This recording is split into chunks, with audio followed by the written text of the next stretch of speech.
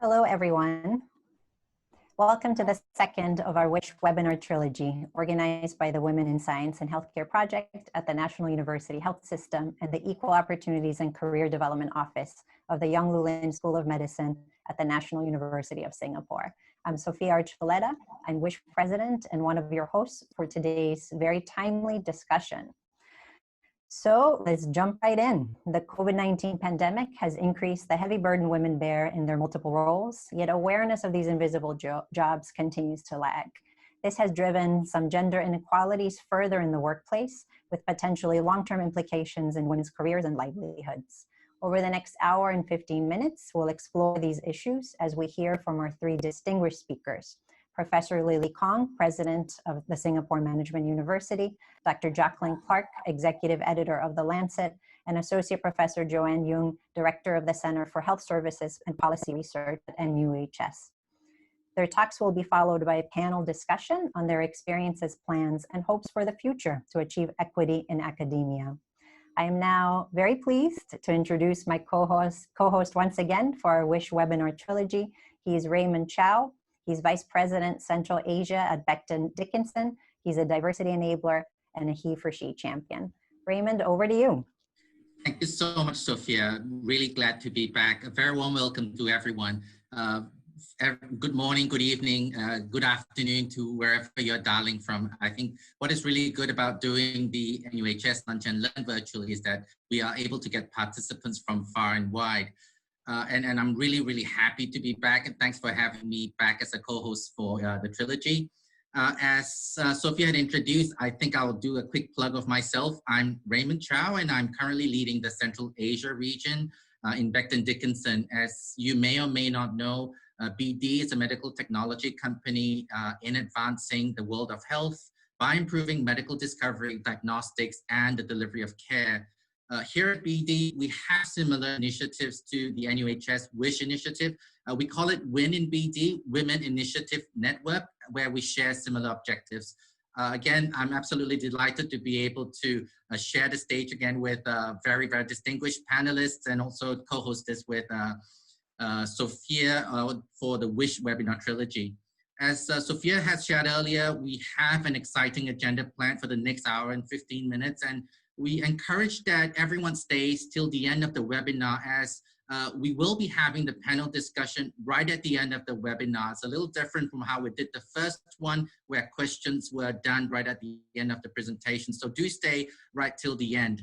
To facilitate the panel discussions, please do remember to write your comments and questions to our guests and panelists in the Q&A box. You can find the Q&A box at the bottom. If you click on that, you should be able to input those questions. Please also do remember to state where you are writing from and whom you are addressing that question to. And if it's at all comfortable with you, please do state your name as well. We will be answering some of these questions during the panel discussions at the end, but we will also be answering some of these through the Q&A box, because we will not be able to take questions during the panel discussion. So let's jump straight into the webinar proper. But before we start on that, we will have a few words from a very distinguished supporter and champion of WISH and the Equal Opportunity Career Development, the Dean of NUS Yong Lin School of Medicine, Prof Chong Yapstein.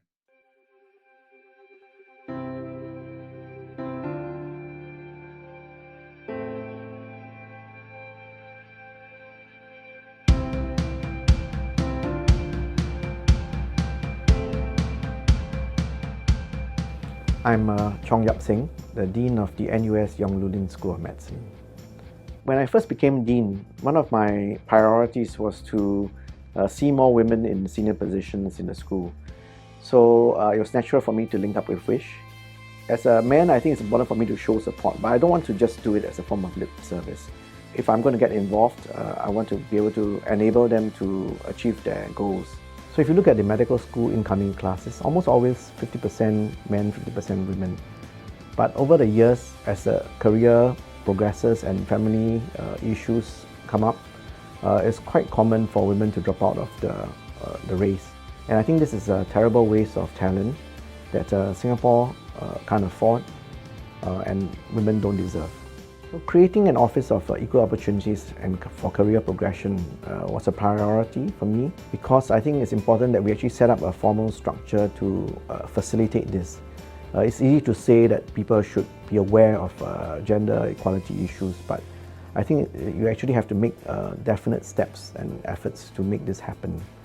This office can help a lot by, first of all, creating narratives to make people aware of the situation, and then to teach people simple steps to take in decision making, so that we don't inadvertently sideline people of various ethnicities or genders or disabilities or even family background.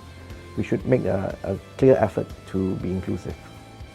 So what I like to see in the workplace is a happy group of people working, being fulfilled by what they do. And I think this is regardless of gender, family background or ethnicity, that all people should be involved in it and participate in it and have equal opportunities to progress.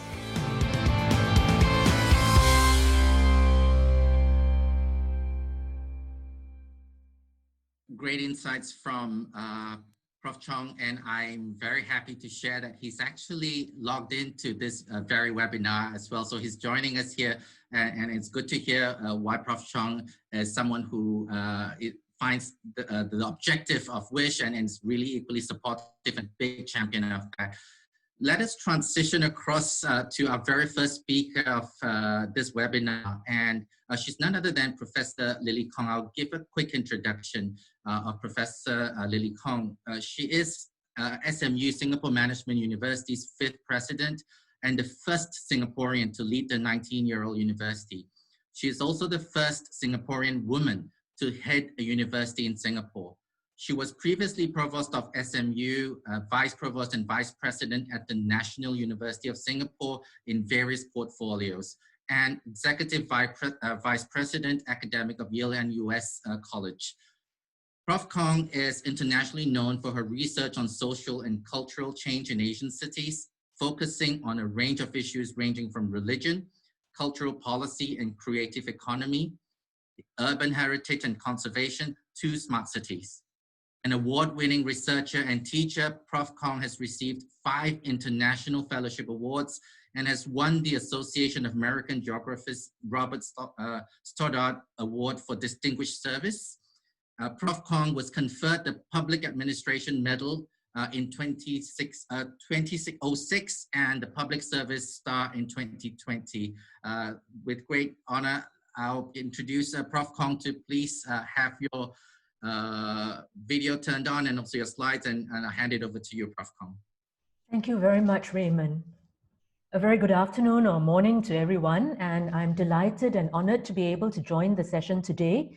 I'd like to congratulate the organizers of the event for taking the lead in generating this discussion, which I think is a very important one. And I see my remarks in the next 15 minutes to really be a way of opening up the discussion so that we may all learn from one another, and without making the claim sound too big, really to make the world a better place. I begin my remarks with sharing an anecdote, and it's not an original anecdote. It's something that 500 women scientists have written about in Scientific American fairly recently, and I dare say many of you might have read it. But it's an anecdote that takes us all the way back to 1665, when Isaac Newton was a student at the University of Cambridge, and it was the year of the Great Plague. It was, however, for him, what was called the Annus Mirabilis, a year of wonders. And the reason for that is because he came up in that year with early calculus and made some of our lives quite miserable thereafter. He came up with the theories on optics as well as, the theory of gravity. All wonderful things, great impact on the world in many ways for many, many years thereafter. But as the women scientists observed in their blog in Scientific American, Isaac Newton did not have caregiving duties that year when he was sent home to study. That anecdote opens up a discussion really about persistent gender inequalities. And I want to focus on academia, of course, in this session. First of all, those persistent gender inequalities take various forms. First of all, when you do have a phenomenon that has emerged and is persistent, you tend to have a concept, a term around it. And in the US, quite commonly, you will hear the terms the mom penalty or the maternal wall. And this essentially refers to student mothers dropping out because they find it difficult to cope, graduate mothers turning away from academia because of family unfriendly policies, or young female professors who leave the profession faster than the cohort average. At the same time, you will find that those who stay find themselves with circumstances that are perhaps less equal than one might hope. So the pay differentials are observable even today. And in 2019, a study by the American Association of University Professors demonstrated the inequalities in pay. In teaching workloads, that is apparent as well. And in a study of women in STEM in Australia, it did show up how women tend to have higher teaching workloads.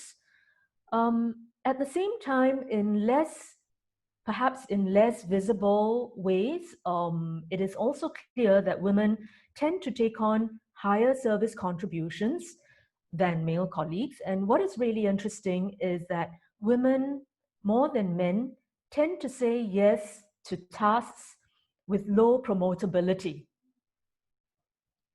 So the service contributions, which are not going to get that kind of recognition for promotion, women are the ones who tend to say yes to. At the same time, there's also quite a bit of invisible work. So just citing an example, women of color tend to take on the advisory and mentoring roles for students of color. And that's not always visible work. In leadership roles, as we've already heard, and I really applaud Prof Chong as Dean of the School of Medicine to call this out explicitly and to think about inducting more women into leadership roles. And believe you me, it's a little bit lonely. And in terms of gatekeeping roles, certainly women are not represented equally on editorial boards or as journal reviewers, and there's data to support all of this. There are, of course, many opportunities to address gender inequalities in academia, in terms of what journal editorial boards can do, in terms of being more conscious about this, and I'm sure Jocalyn will speak to some of this. Professional societies that are in the business of organizing conferences, panels, and forums, and so forth, being conscious that we're not frequently constituting manels as opposed to panels. And again, a term that has emerged because the phenomenon is observable and people have put a term around it, a concept around it. Funding organizations and tenure and promotion committees all have a role to address gender inequalities. And I dare say that the consciousness would be a first step towards that. The session today is, of course, about the effects of COVID-19 on women and mothers. And this effect, of course, extends beyond academia. But let's just take a look more generally at what happens what happened when COVID-19 struck and the impact on women and mothers more generally. And it's not rocket science to know that there is more domestic work, there's more childcare, homeschooling, elder care, and so forth. And indeed, as the earlier slides showed, those slides which were played before the session formally began, you will see that there is a differential in terms of effects on men and women. And I cite just one of many studies that show those differentials. Here I refer to UK Institute for Fiscal Studies data, which showed that more mothers than fathers left paid work since lockdown because somebody's got to look after what's going on at home, and women were generally the ones to have left paid work. Secondly, for those who stayed in paid work, mothers tended to have a bigger proportional reduction in hours of work than fathers. Third, among those doing paid work at home, mothers were more likely or are more likely than fathers to be spending their work hours simultaneously trying to care for children. And this applies generally, not just to academia, but certainly in respect to academia, you would see some similar trends. But segueing to speak about women academics in particular, one of the areas that I think a lot of work has been done, even in the short previous few months, is to actually look at publishing productivity and how women have been impacted vis-a-vis men, but also specifically COVID-related productivity. What kinds of work are being done by men and women, or how much work is being done by men and women in relation to understanding COVID better. So if I begin with the first on publishing productivity, I was astonished by the amount of data that has already become available on how women are submitting articles at a lower rate compared to previous years, and how the proportion of articles authored by women that were accepted have dipped below historical trends in March, April, and May. At the same time, there is a decrease in the submission for funding and grant requests from women. Just to cite you some very specific data, submissions to SSRN increased by 35% during lockdown. And yes, you heard me correctly, increased overall. But the submissions by women decreased by 14%, right? So that disparity is stark. Just a second example, the number of male preprint authors is increasing faster than women's submissions compared with the same period last year. So the publishing productivity is obviously impacted more for women than men, but I do want to say a little bit later after this that we mustn't overgeneralize, and I'll say more about that in a moment. So with this kind of data, you find that universities are in a position to make a difference. University leaders and policymakers are in a position to make a difference. But let's take a look at one example of a university that took a policy position that to me was mind-boggling. And I will name the university because it's out in the public domain, that Florida State University came up with a very controversial policy that prevented staff who were working from home to provide childcare simultaneously. And so what that meant was that women academics who found that they had to look after the children or had other kinds of care duties, there was no other way of dealing with it than to say, well, I'm not going to be able to continue in my role at the university. That was a particular position taken by a particular university.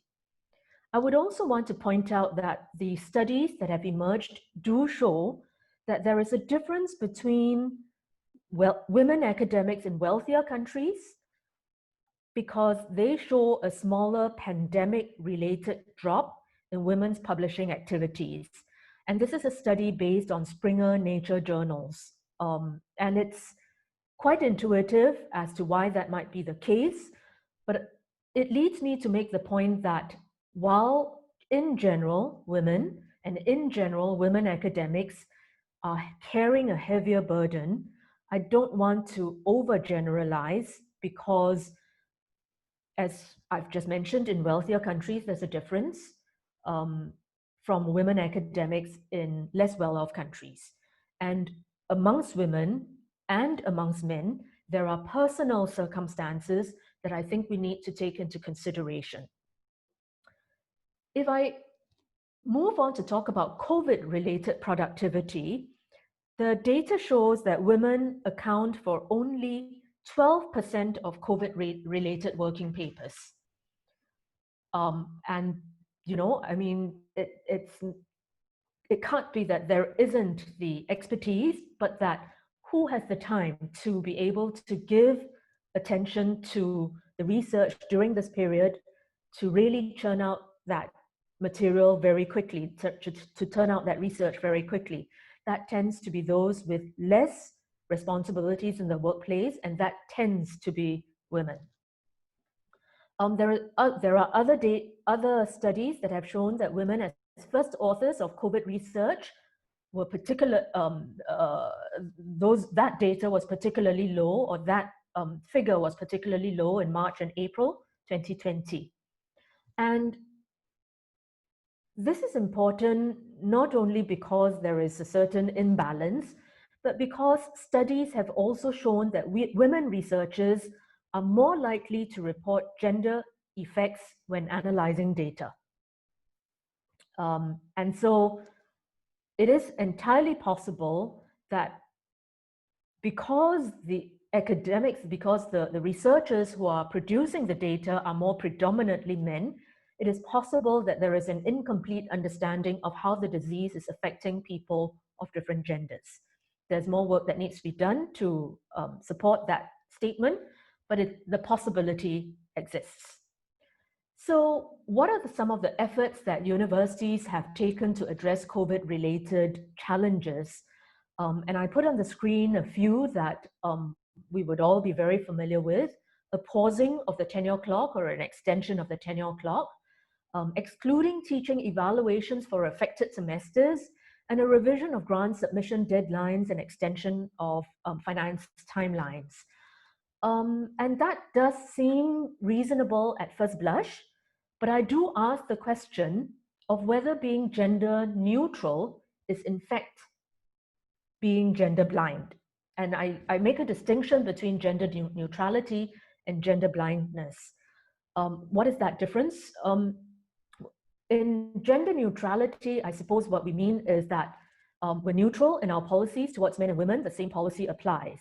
But because of the different circumstances that confront men and women, actually by being gender neutral, perhaps we are being blind to gender differences, the differences that create different impacts on men and women. So I would want to I would very much value a discussion around gender neutrality versus gender blindness as such. So if you take the pausing or the extension of the tenure clock, a lot of universities have done that, and very often it's quite a blunt instrument, which is to say, okay, everybody either gets a year or everybody gets to apply and then it's considered yes or no. But we do need to be mindful that some research suggests that this gender neutral tenure clock stopping policies do not benefit women as much as they benefit men, because studies do show that during stop the clock policies like parental leave, men tend to get more work done. And women often who are on childcare and recovery from childbirth don't have that possibility. Now, again, I'm conscious that one mustn't overgeneralize. There are individual personal circumstances, but studies do show in general that stopping the clock policies generally favor men more than women. At the same time, if you turn to the second of those efforts that universities have taken, which is to exclude teaching evaluations for the affected semesters, there is a lot of heaving of a sigh of relief amongst colleagues who've had to pivot very quickly to online teaching. But I would suggest that there is a double-edged sword there that we must be conscious of, that care work, especially of female academics, of students, could be annulled as a consequence. Because when students have to pivot to circumstances that they are not comfortable with, where they're struggling with a new normal as such, the people who very often step in to mentor, to give guidance, to give care, tend somewhat more to be the women academics and the men academics. And so given that, if we're discounting the work of that semester, we could in fact be discounting some of the work that women are giving, right? So I suppose the question then is, how do you deal with these sorts of circumstances? I will just share something that my university has chosen to do, and it is by no means perfect. But what we've done is to guarantee everybody on every track, whether it's the teaching track, educator track, tenure track, and so forth, a guaranteed 6-month extension.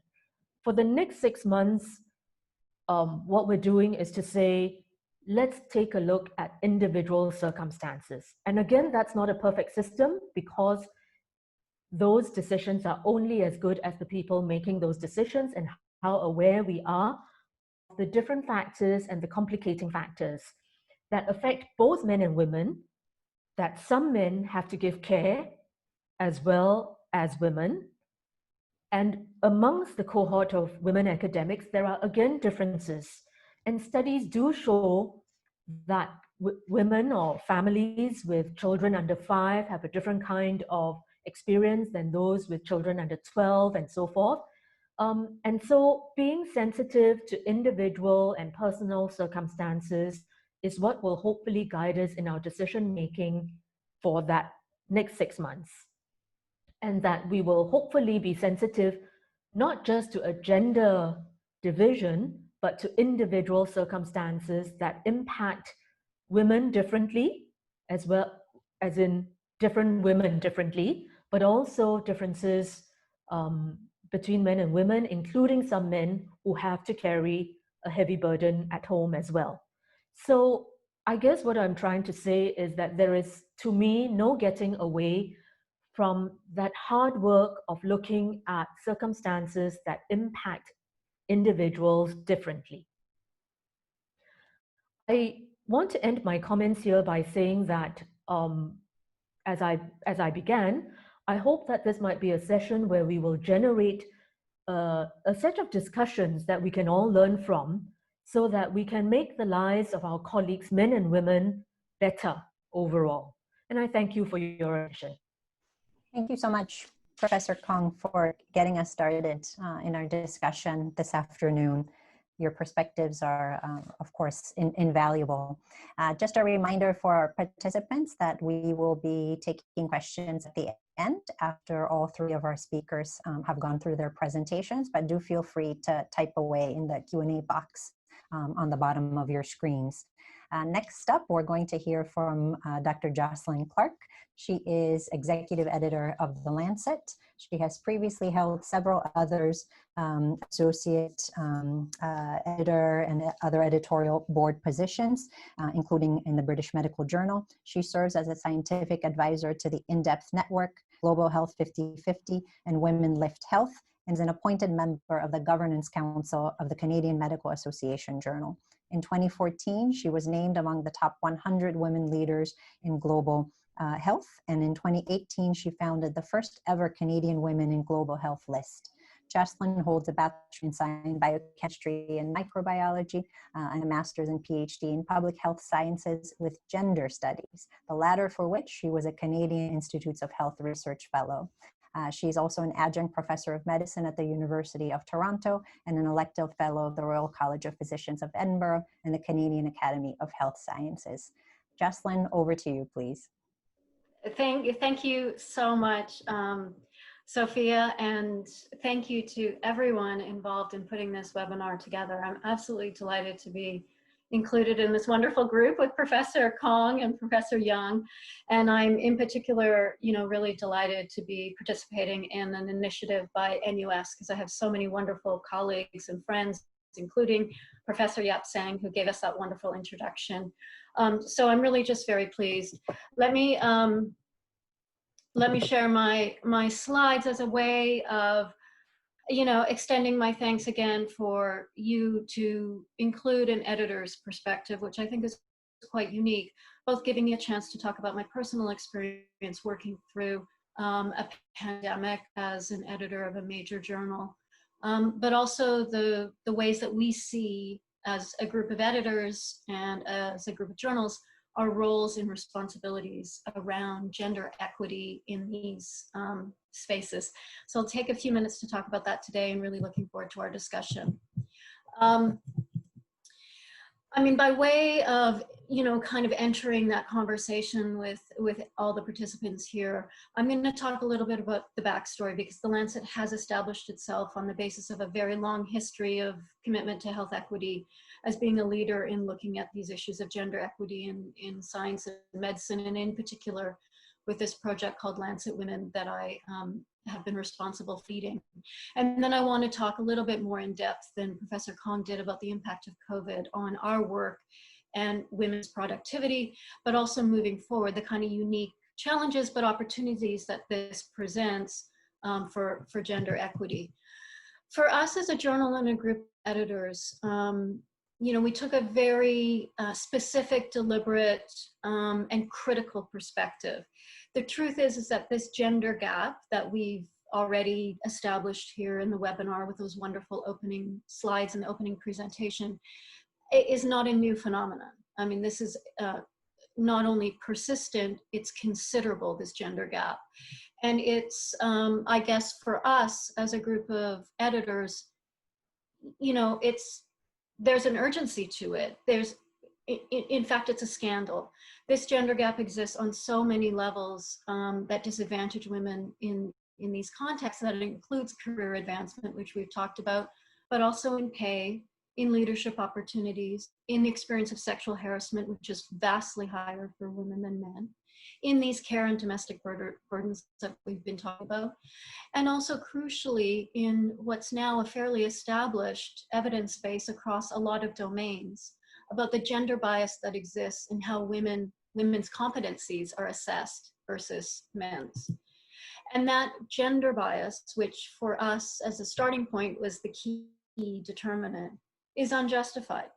It's unacceptable. There is no evidence of unequal ability between men and women, but there's lots of evidence of an uneven playing field. And that leads us to advocate for this being about fixing the system.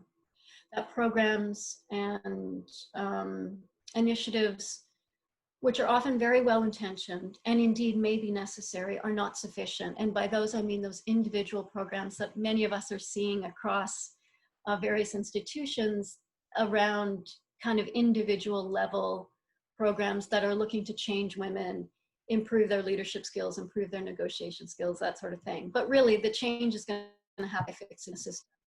And of course, this is the reason why we're here together, is profoundly amplified by the COVID-19 epidemic. I think we all acutely are beginning to recognize that this is, you know, particularly for women, you know, a life-altering, career-changing, in many ways devastating crisis. And thankfully, we're having opportunities to think about how we can remedy that situation. So from our point of view, just a bit of a background for those who are unacquainted. As I said, I mean, the Lancet has almost a 200-year history of focusing on health equity and being a journal interested in social change as much as it is in the practice and policy of medicine. And we actually initiated a very specific project around gender equity and diversity back in 2017, which led to this massive and I think really quite remarkable double issue in February of 2019, which we call Lancet Women, which was a whole issue devoted to original research and commentary from experts around the world, looking at ways, not describing the problems here, but talking about solutions to advancing women in science, medicine, and global health. And that has led to sustained commitments on our part, editorially, on gender equity. We will not achieve sustainable development goals, for example, never mind the individual institutional and career goals, without sustained pressure on progress being more about action than it is about, you know, that lip service that Professor Yep-Seng so clearly acknowledged at the beginning. But in addition to these content commitments and this continued focus that you'll see in the pages of the journal every week, was this sort of critical look at ourselves, you know, very similar to what Professor Kong was talking about in terms of universities having to do that tough work of looking at their own institutional policies. We really needed to recognize and acknowledge that we were effectively part of the problem. So we started doing internal audits, which I'll talk to you a little bit about, and setting new targets for our group. We've established internally a task force, which is tasked with developing recommendations for our senior management in order to drive change internally. And we also, a year ago, adopted both a diversity pledge across all 19 journals that we publish and a no manel policy, which I'll talk to you about in a bit. This work has had, we feel, an enormous and very positive response. And I think that speaks to what many of us are recognizing, is that this is a topic that is acutely felt across institutions, across geography, and that gender inequities in science and medicine, as I said, are not a new phenomenon, but there's a sort of impatience now with, you know, continued talk about how important they are, but, you know, a lack of sort of measurable progress. And that's just simply no longer acceptable. It's a waste of talent, as our Professor Yep-Seng said. But let's look at journals and sort of, you know, how we conceptualize, I guess, our issue. So I don't need to say to the academics in this audience that journals are important. They're important because they're the key way that we disseminate research in the world, but they also influence health policy, practice, and also the culture of science and the work that we do in these domains. They're also, of course, the chief currency for many of our colleagues in terms of advancing in their careers. But we have lots of evidence now that women are vastly underrepresented as editors, reviewers, and authors, that sex and gender related reporting is poor. And yet, you know, that lack of diversity and inclusivity, it stands in contrast to our values, often the values that underpin science, but certainly for us as a publishing group and editors, our values as a journal, as a group of global health journals. And also we know that they're tied to performance. And so there's a problem here. The sort of theory of change that we've established, which is really fundamental to our work and ambition in this space, is that we are an important part of an ecosystem that determines the value placed on women's contributions, but we're only one part of that. We exist in this sort of vicious cycle, as we've described it, along with academic institutions and funding bodies. But we accept the responsibility that as being one part of a system that can make women's contributions invisible or fail to recognize them properly, by being one part of that system, we're part of the whole problematic system. So you can see here in this illustration how participation in the sphere over which we have direct control leads to knock-on effects throughout, which then kind of comes back to us and our ability as a journal to source, identify, and really diversify our networks, which we want to. The truth is, until academic institutions and the funding environments for which there is a lot of evidence of bias, until those change, we will be limited in how much we can change. But we're, as I said, see ourselves as being in that together. So what have we done as a group of journals on this issue? As I said, across all our titles, we really embrace this and we exercise positive action. That means we deliberately and proactively identify expertise outside the usual suspects, the folks that seem to always rise to the top. We know that expertise is there. We don't need to lower standards. We go out and find those expertise and those women experts, and we lift them up.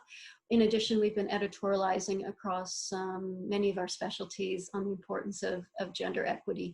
And this has really been a lot of important work that readers have responded well to. We also know it's not just content.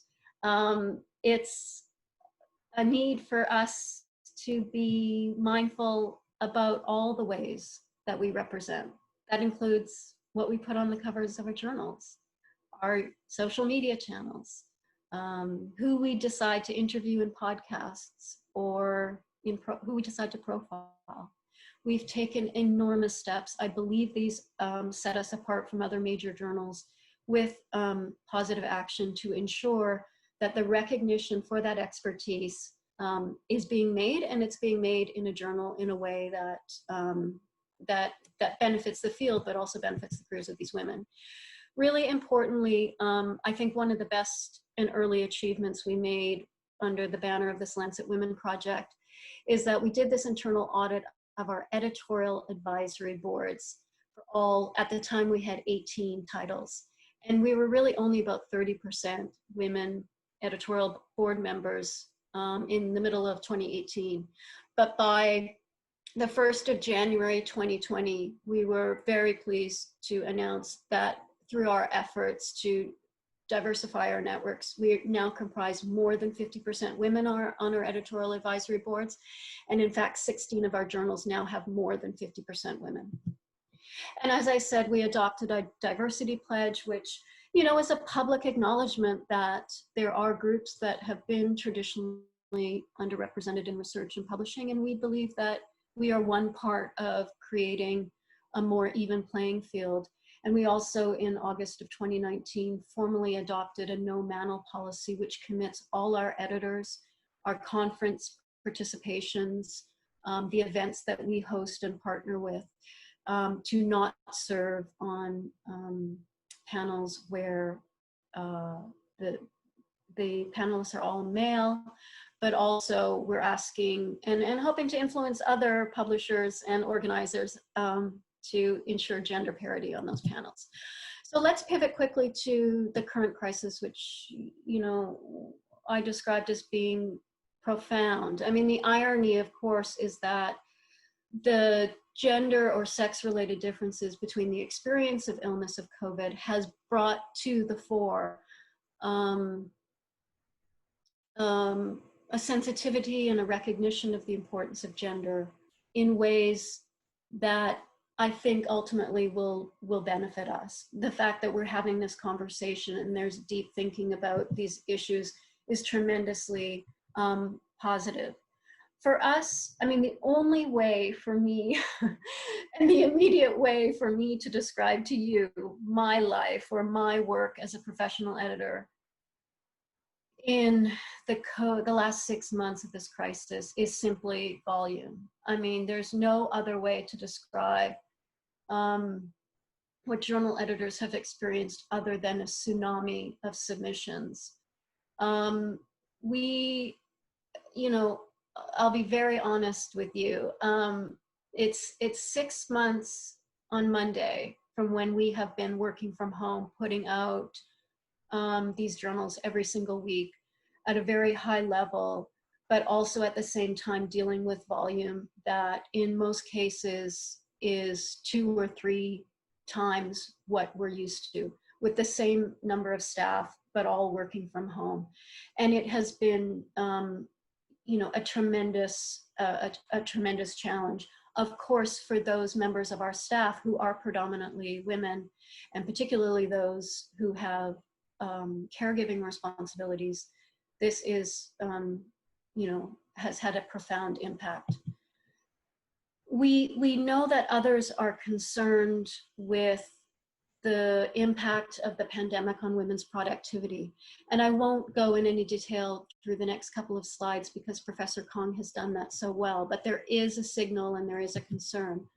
What I will share with you just now, because it is unique and I haven't shared it before, is a little bit of data from our journals about this issue. So there's a couple of things to highlight here for our participants.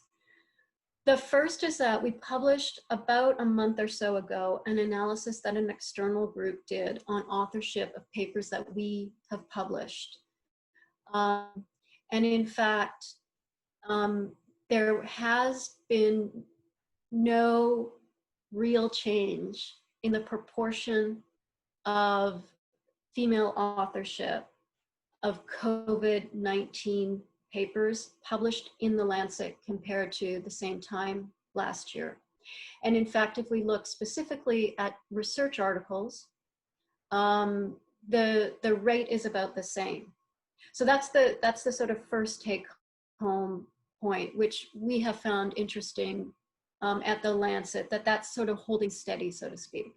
The second point, though, of course, which is inescapable, is that this rate of participation, this rate of contribution by women is still only about 30%, which we've noted for probably about 2 decades.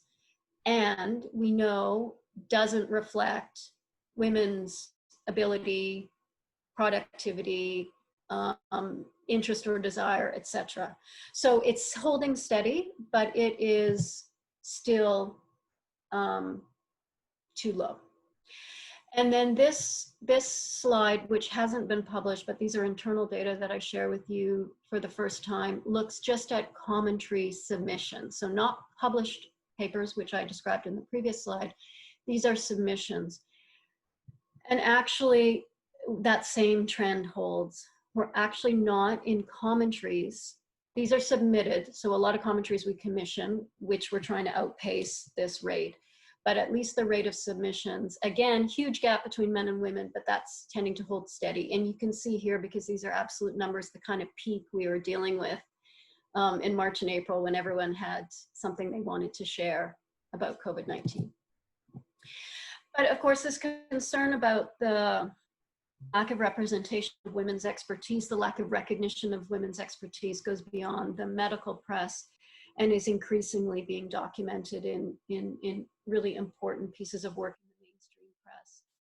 Professor Kong mentioned one of them, a beautiful piece in the Times of Higher Education, but this one in UN Dark is actually looking at how the expertise being utilized for critical commentary in the media, print media, broadcast media, etc., seems to be overlooking women's expertise. This is going to slide us back for the progress that we've tried to make, and is probably one of the most concerning issues.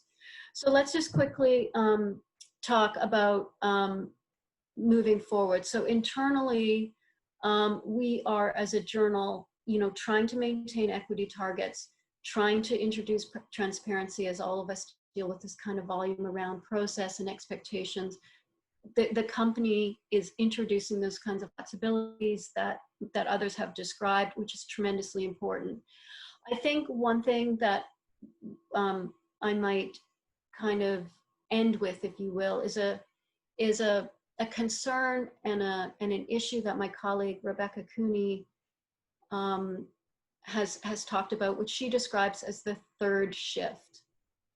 And that is, kind of building on this classical notion that's been well recognized of women's double shifts of professional responsibilities and then this disproportionate burden of responsibilities at home, is within the context of COVID, our need and our effort associated with overperforming to stem that backslide against the progress we've made. I mean, this amounts to more professional time and effort trying to maintain, if not lose, the professional opportunities and progress that we've made. So I'll finish there and look forward to our discussion. Thank you. Thank you so much, Jocalyn, for that the editor's perspective, which I have a feeling quite a few of our attendees logged on to hear some of this from you. Before we move on to our next live speaker, again, a reminder to use the Q&A box should you have any questions. Some of them are being answered in the box itself, and some others we'll get to during the panel discussion at the end.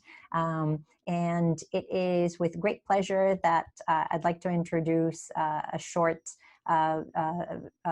announcement from one of our WISH Executive Council members, Associate Professor Swain Chen.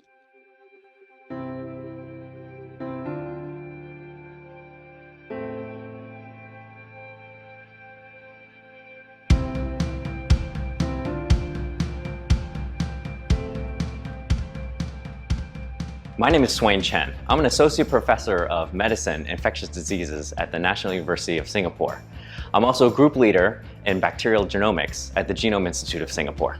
A typical day in the last few months certainly has changed. These days, I start my day with usually a few hours of Zoom calls. After that, once the tasks are set, I usually have a few things to do as the biosafety lead for the Stronghold Diagnostics Laboratory, which is a new diagnostics laboratory for COVID-19 testing that's been built in Singapore. When I have some time in between those activities, then I do my regular research work, which includes talking to people in my lab, going over data, working on papers and grants. I first got involved in WISH because I was invited to sit on the Exco by one of the founders of WISH. It turns out that she was my division chief, but I really do believe in the mission that WISH is trying to accomplish, and I think, at least I hope, that's part of the reason that they've kept me on the Exco since then. As someone who believes strongly in the value of science, I really feel like we're starving for talent. We need all the good people that we can get to work on science, to work on these big problems that we have. And if we have systemic problems that continue to push away people, if we have systemic problems that are losing us talent that's not related to whether they can actually do science, if it's related to their gender or race or religion or something else like that, then we're just missing out. I really hope that in the future, there comes a day where we have workplaces that don't actually need organizations like WISH. It should also be the case that everyone who's working in a workplace knows that there will exist systemic biases or unconscious biases, and it's part of everybody's job to detect these and combat them.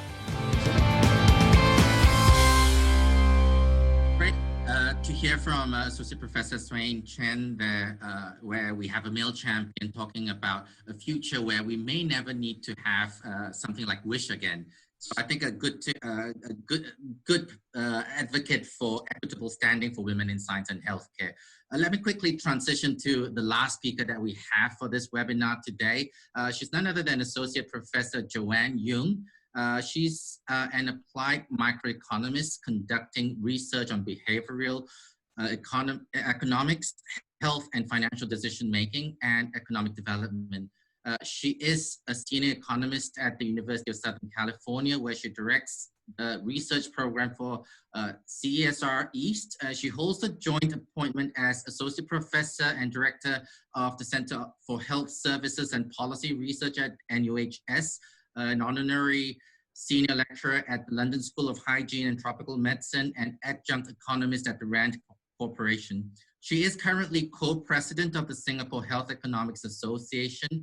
Her academic research has been published in leading economics and public health journals. So over to you, Joanne.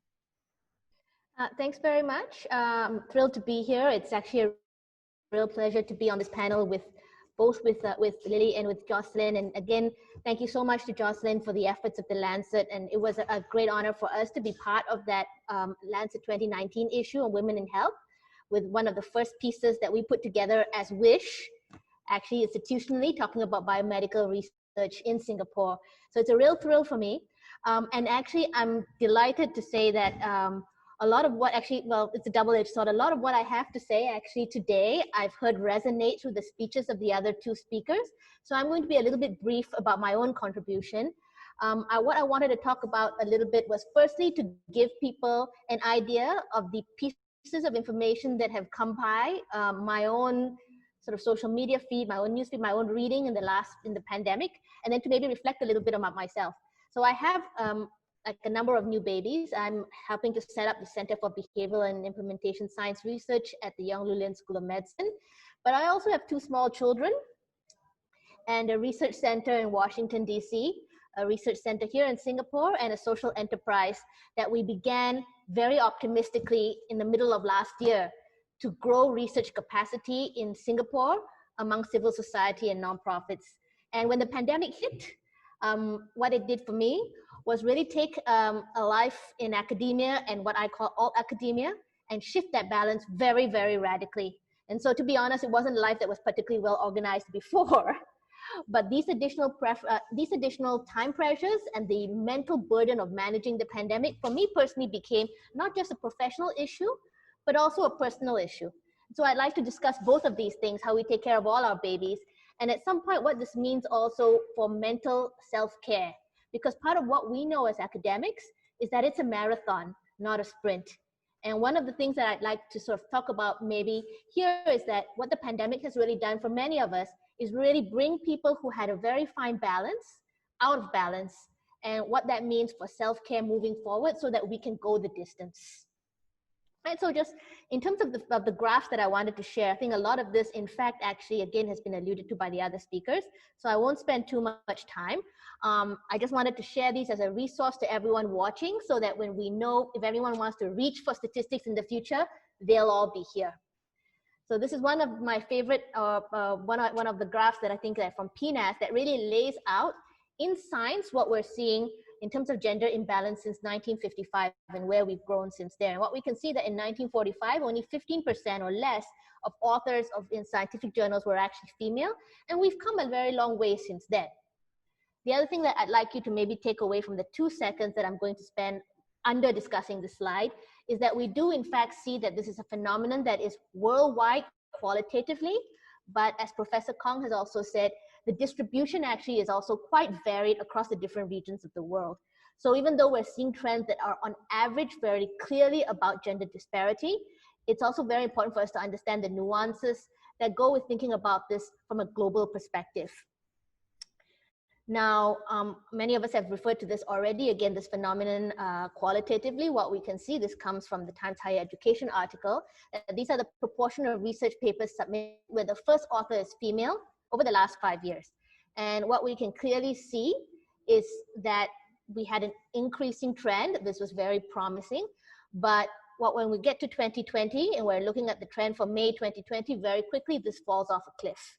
And so what we're looking at is not just a trend that has stalled, but a trend that has really gone backwards, and it has set us back more than 5 years. So we've really lost a tremendous amount of time in the progress that we've made.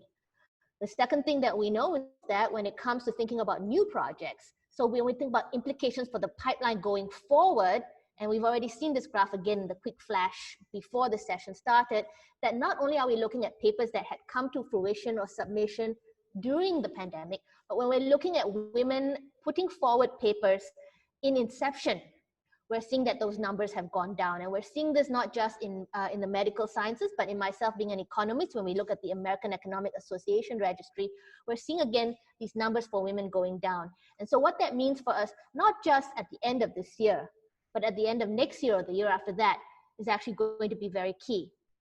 And I'm also just want to share this.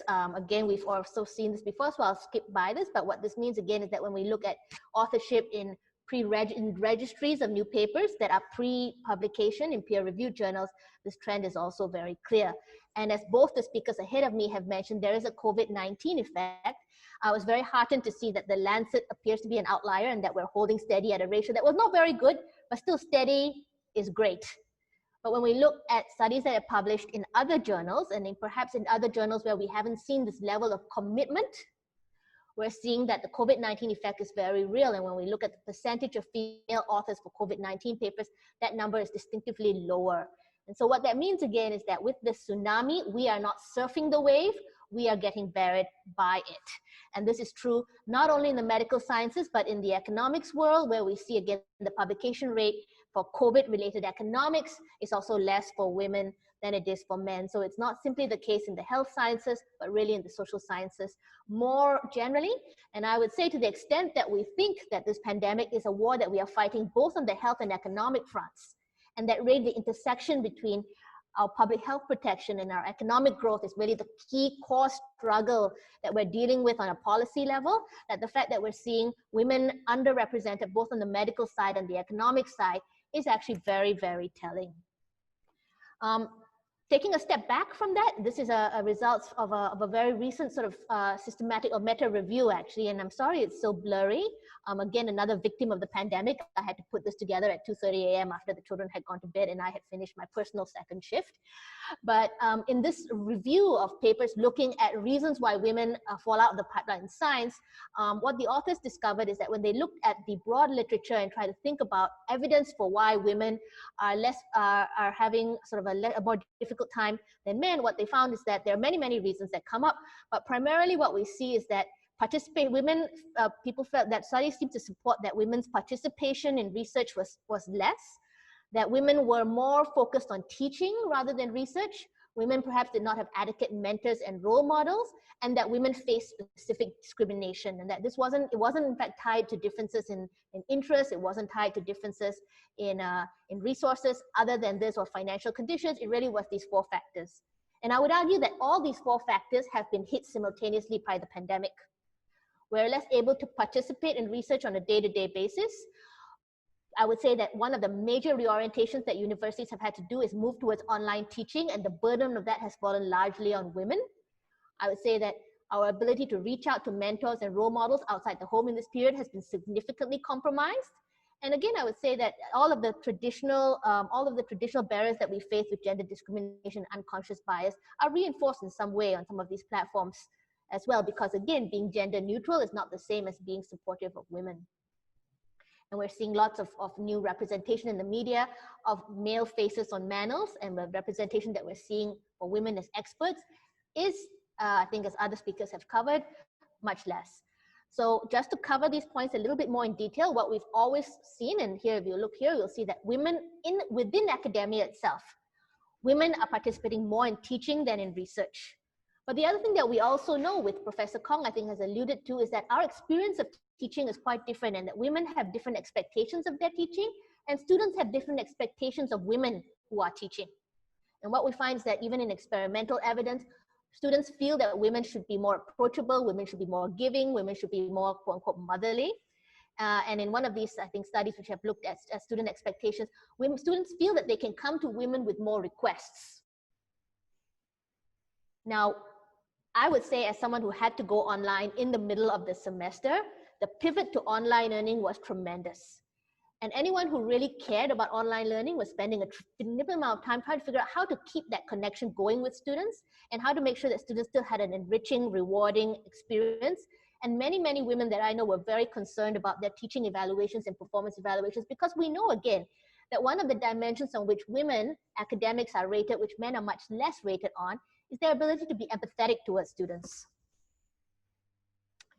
I want to say also that if we look at the distribution of childcare, when we look at women and men, we'll see that this is a distribution of male academics, male professionals, and female professionals, asking them a question: if you have children, how much of the childcare do you do?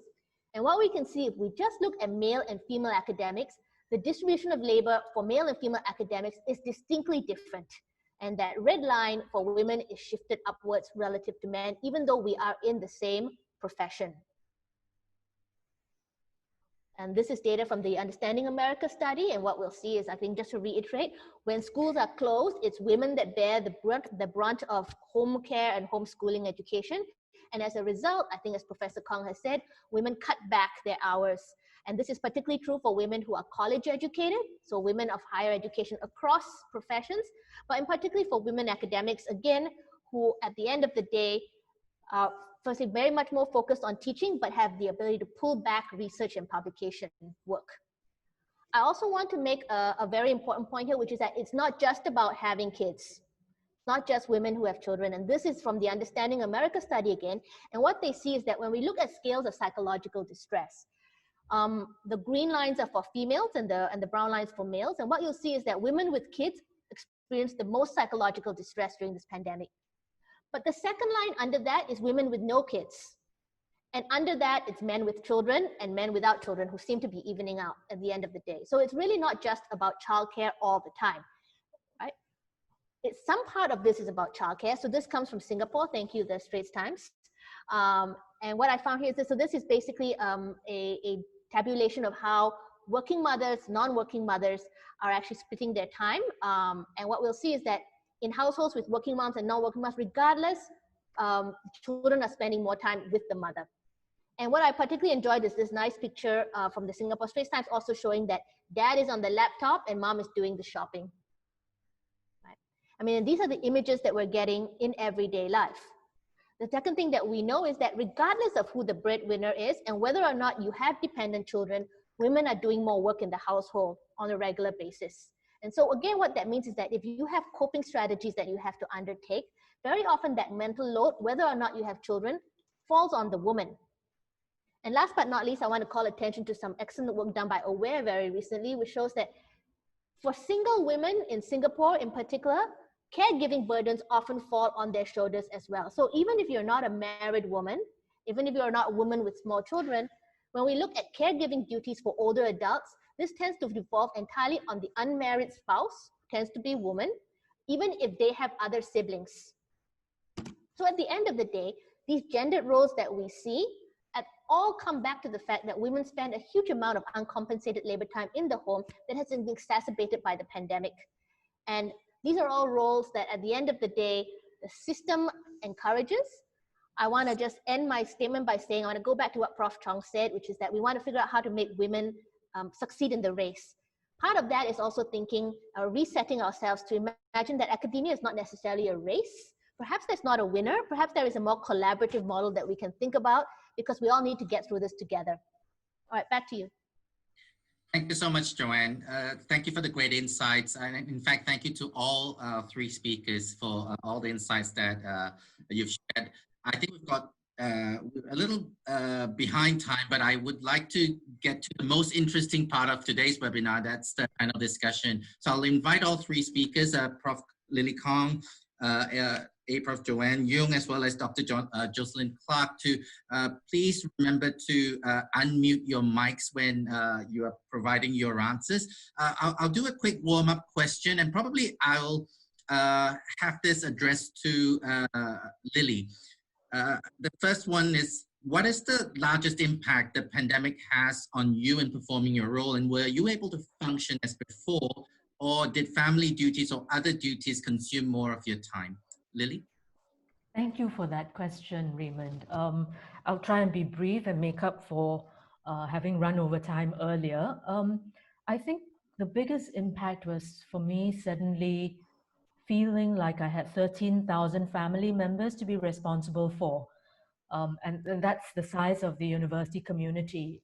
Much as I did have family responsibilities, as in my own blood family responsibilities, I suddenly felt like I had all the students and faculty and staff whose well-being depended on the sorts of decisions that me and my colleagues in senior management would make.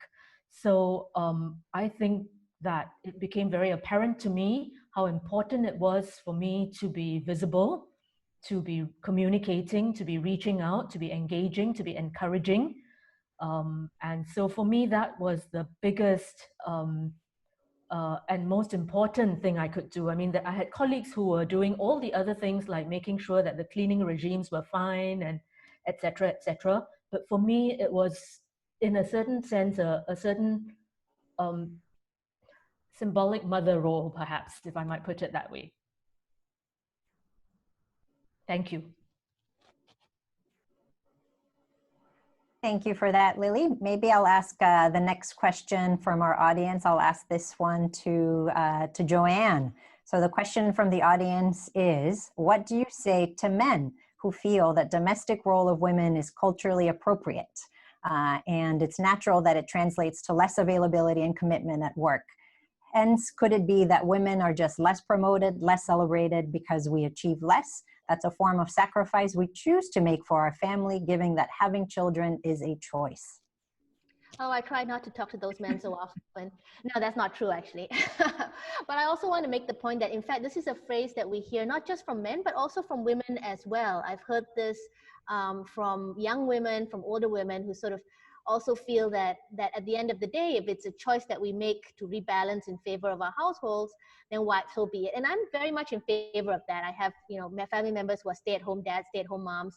I think individual choice is very important, but we need to recognize that a lot of the way that we've set it up is such that it's not an individual choice, and there are implicit pressures, explicit pressures that drive people towards these understandings, and that's what's most important. I support people's decisions in every way about their own careers, but a lot of what we're seeing is not a free choice.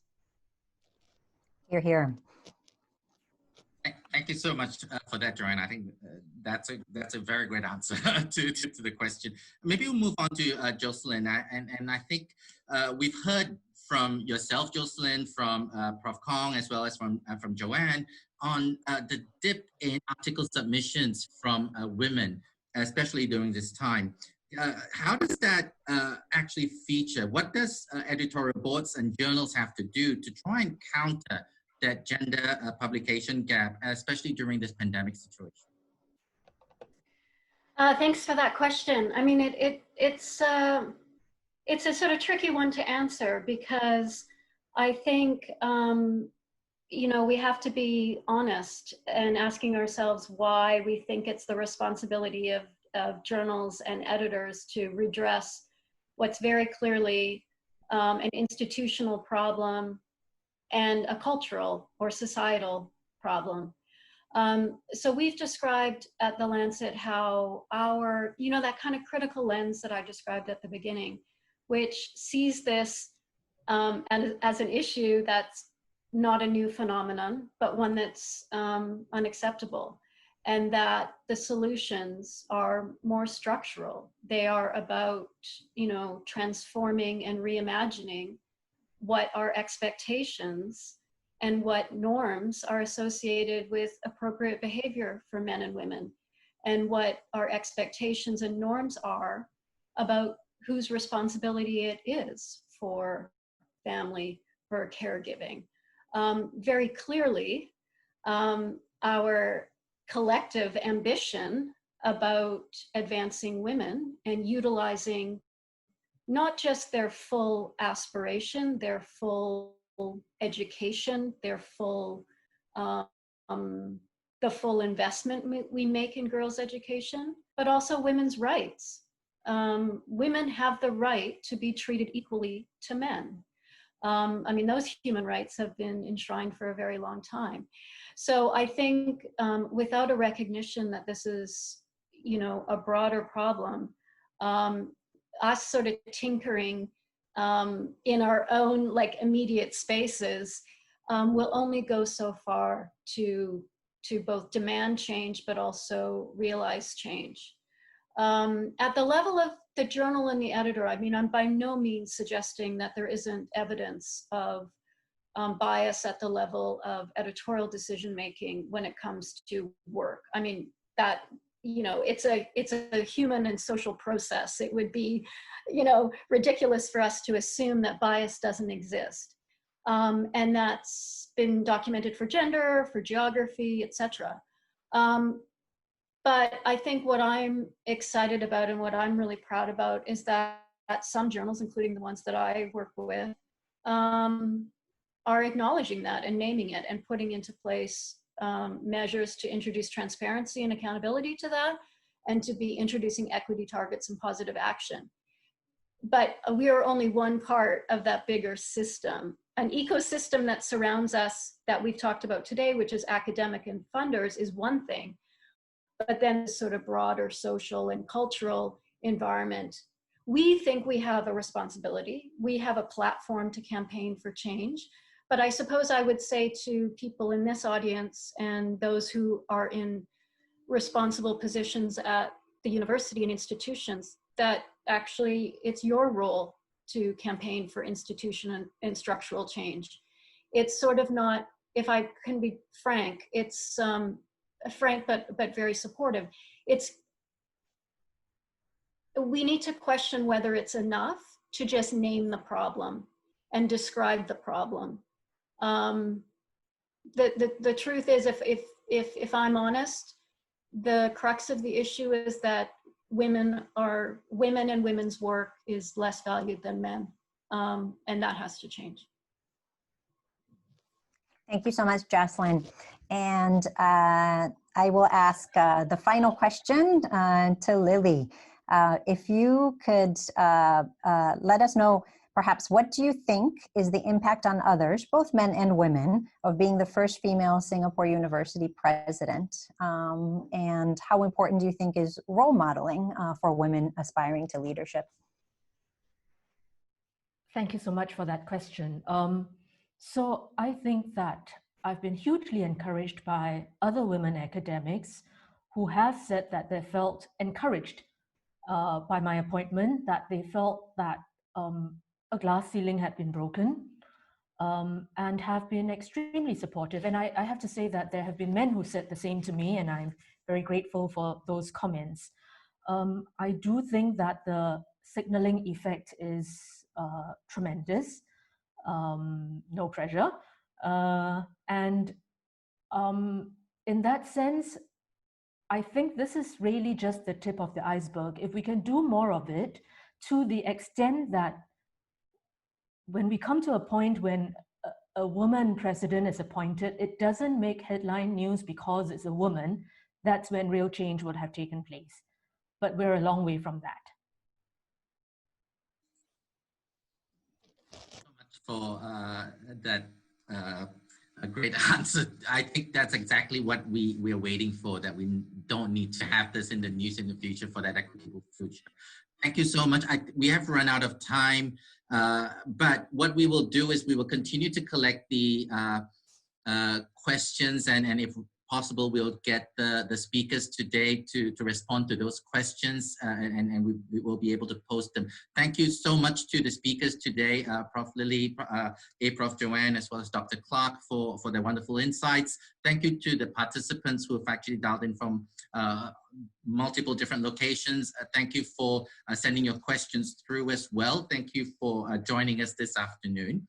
And I also want to remind everyone that we have actually unlocked the chat function, and that is available for you to actually input any comments and feedback that you have with regards to the webinar that we've had today. Any comments on what you've heard, any questions that you may have, any feedback, please do so in the chat function that you see at the bottom of your screen. And Sophia, I think you want to share a little on the third edition of the trilogy that we have. Thanks so much, Raymond, and I'd like to echo my thanks as well to all our speakers and to the participants for sending in all those questions on the Q&A chat. There's quite a lot of action there. Keep it up with the chat box now coming forward, and I will introduce the date and time for the next webinar. So for the third one coming up is going to be on November 11th. Yep, Great.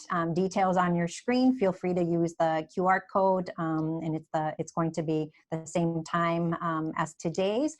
We'll take it a step further, moving from academia to women in the workplace, a little bit more general information and how do we go forward after COVID to create a more equitable future.